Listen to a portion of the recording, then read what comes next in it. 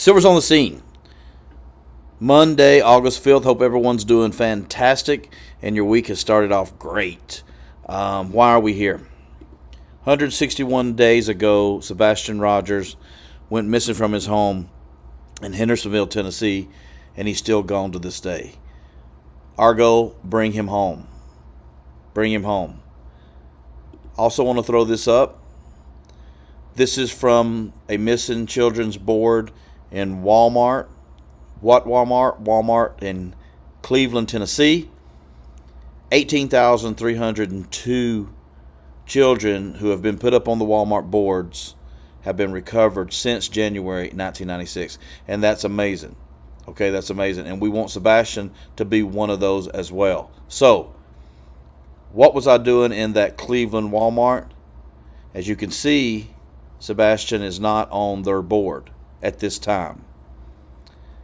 Cleveland, Tennessee Walmart is well aware of Sebastian now. So let me play this video for you. It'll give you a ton of information, and then we'll come back and discuss. Here we go. Silver's on the scene.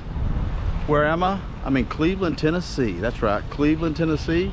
Standing here at the Walmart. All right, let's take a look.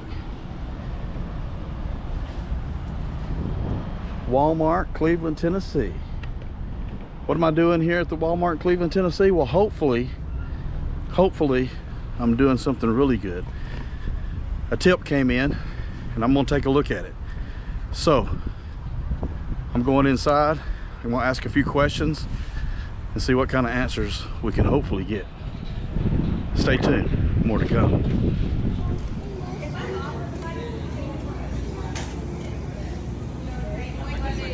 He was here, and they were down there.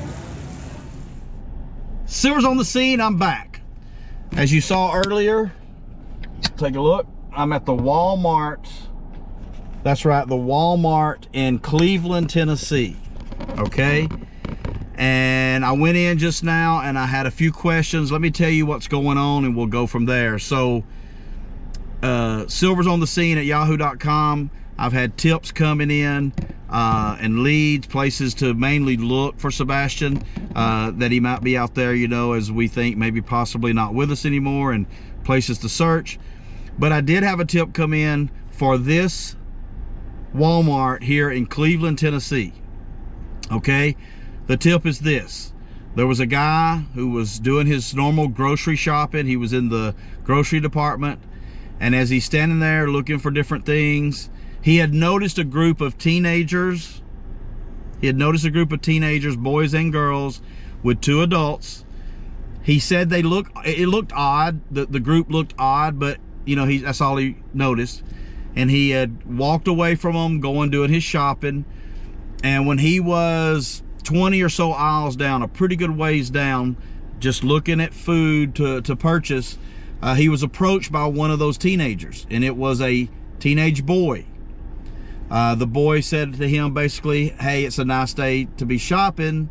And he replied with, "Yes, it's a great day to be shopping."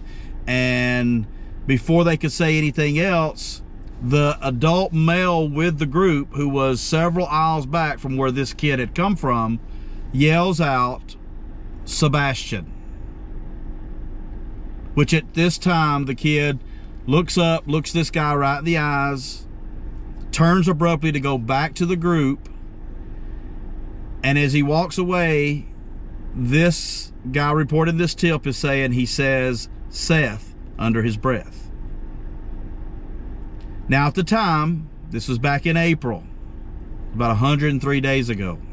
It's a long time ago. At the time, stating the guy giving the tip, who emailed me, says he did not know Sebastian was missing. He thought the whole encounter was odd. He thought the group was odd, but that was it. Several weeks after this encounter, he sees on the news, YouTube, wherever he sees that this kid Sebastian Rogers is missing.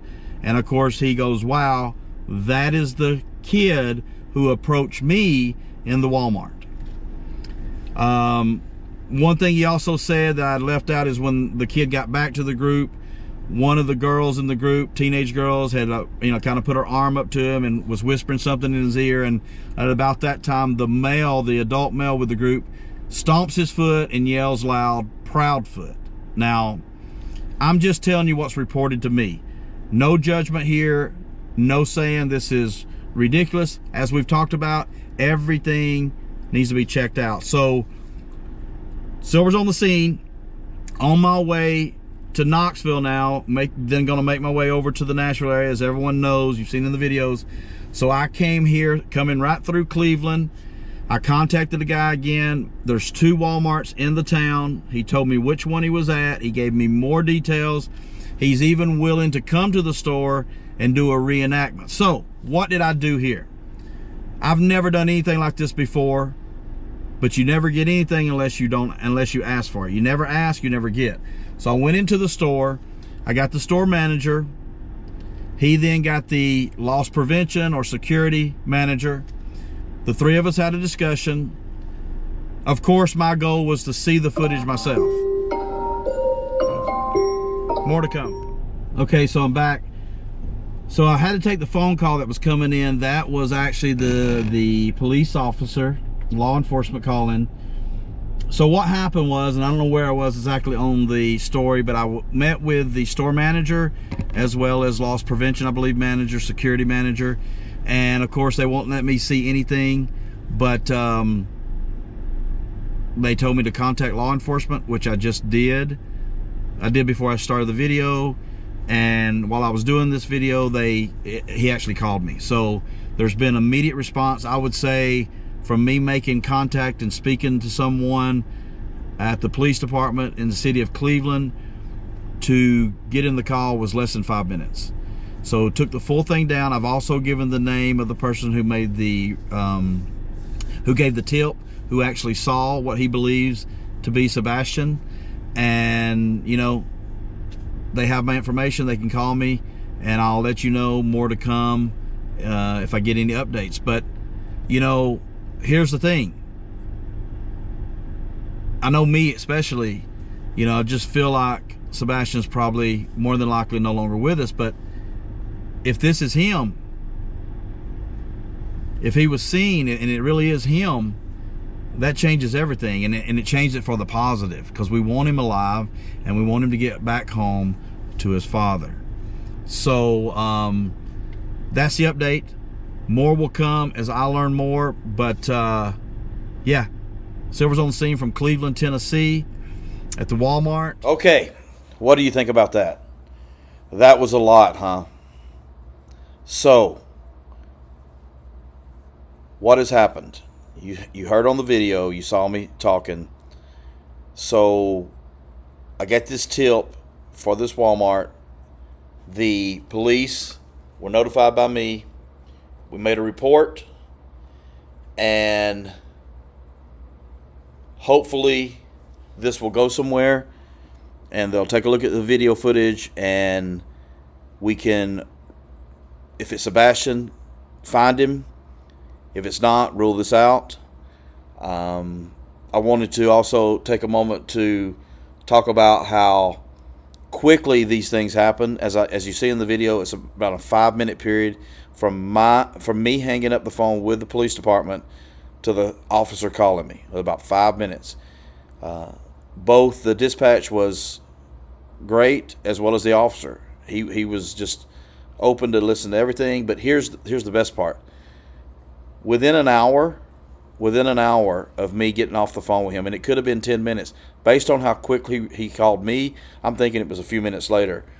But I received an email from the tipster. Let's call him the tipster. And he basically says this: I received a call from an officer of the Cleveland Police Department. I reported my experience to the officer. He will investigate this at Walmart. Thank you for relaying my info to law enforcement. You are one of the only ones that believe in me. I feel better now that local law officials are investigating my encounter at Walmart. I read that for one reason. We have to take everything. I understand people call in and there's false reports, or people believe they see something when they don't. I went back and forth on email with this guy several times before I did what I did today. Notably, I kept, as you say, grilling. I kept asking him questions. The questions I would ask were to eliminate what he was telling me. Okay? From the jump, I wanted to believe him, but I started getting details from him, which he kept providing with no question.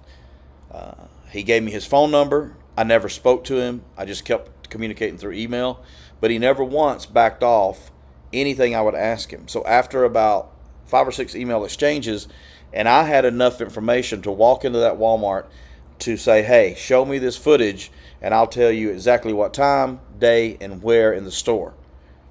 I felt compelled to go do that because, as he said, believe in him. I think no doubt he was approached by a child, a teenage boy.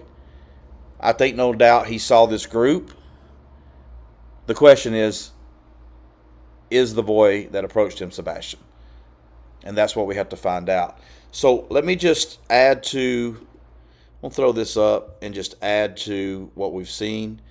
You saw this in the video, but you probably didn't understand what was going on, so I want to kind of recap. This is me. When I first went into the Walmart, the first thing I did is I took the email, the details of where this tipster believes he met Sebastian, and I walked the store putting myself there. So I'll play this real quick, and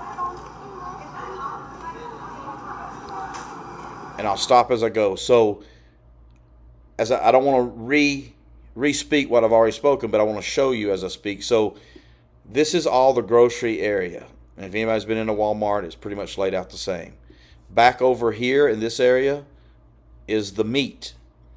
This guy had gotten his meat. This person had gotten his meat, and he had made his way down to, as he calls it, the lunch, the meat, the sandwich meats. Then he made his way here to the cheese.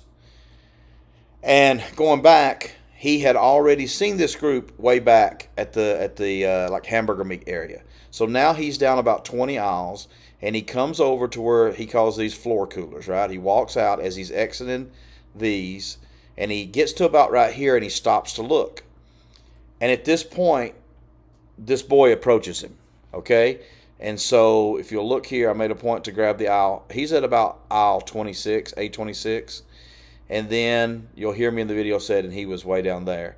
So at this point, way down here, this person noticed these group of teenagers and 2 adults way down here.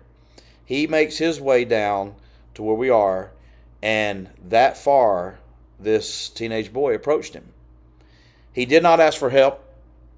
He did not seem worried. He did not seem scared, which did not alert the guy at all, because it's like he's not, nothing was out of the ordinary other than he was randomly approached by a teenage boy asking, talking about how great the day was to shop or whatever, and it went on. So hope that gives you an idea of what happened. So at this point, here's what we have to talk about, okay?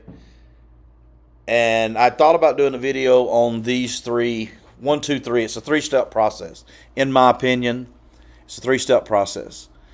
And I was going to do a separate video, but I'm going to wrap it up in this video because I think it's very important to listen to what I have to say here. So what are the 3-step process when it comes to Sebastian Rogers or any missing person, especially our children? First of all, we have to find them. But we can't find them without keeping the awareness alive. And when I always talk about keeping the awareness alive, that is plastering their photo any place, anywhere you can. Share it on your Facebook, share it on your TikTok, share it on your Instagram, share it on your Twitter, share it here on YouTube like I'm doing. Okay, so at this point, let's stop here. Let's go back to April when this incident happened. This guy had never known that Sebastian was missing. So the awareness was not there. Was his photo up in the store at that time? Possibly. there's no way of knowing. But how many people actually walk over and stand and look at that, number one.